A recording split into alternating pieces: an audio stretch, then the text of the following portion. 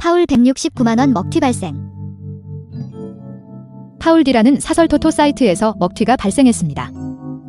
해당 파울 먹튀를 당한 회원님은 35만원을 입금한 뒤 169만원에 당첨이 되었지만 결국 원금을 포함한 모든 금액을 먹튀 당한 사건입니다. 그럼 지금부터 파울 사이트에서 발생한 먹튀건에 대해서 알아보겠습니다.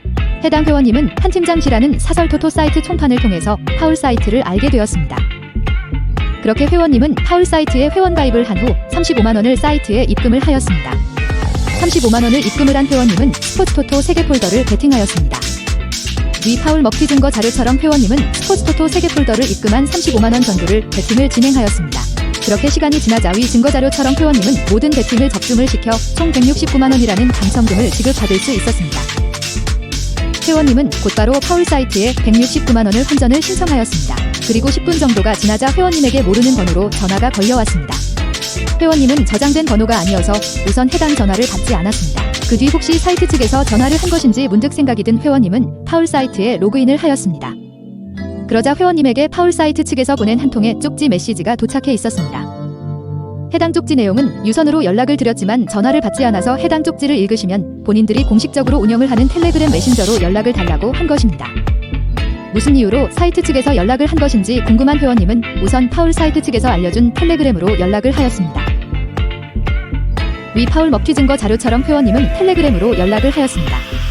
연락을 한 회원님은 난데없이 수많은 질문들을 받았습니다.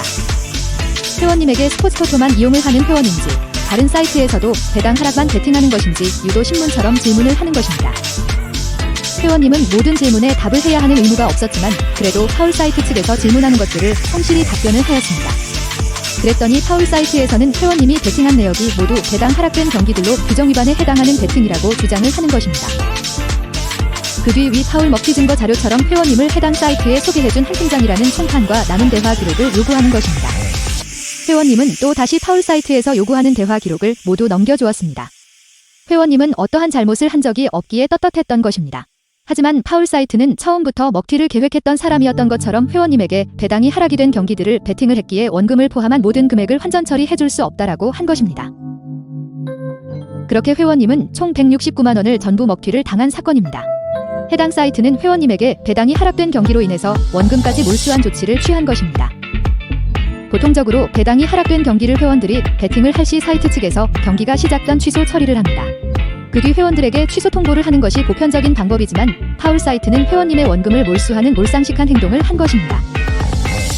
이는 처음부터 회원님이 입금한 35만원을 먹튀할 목적을 가진 것이 분명합니다.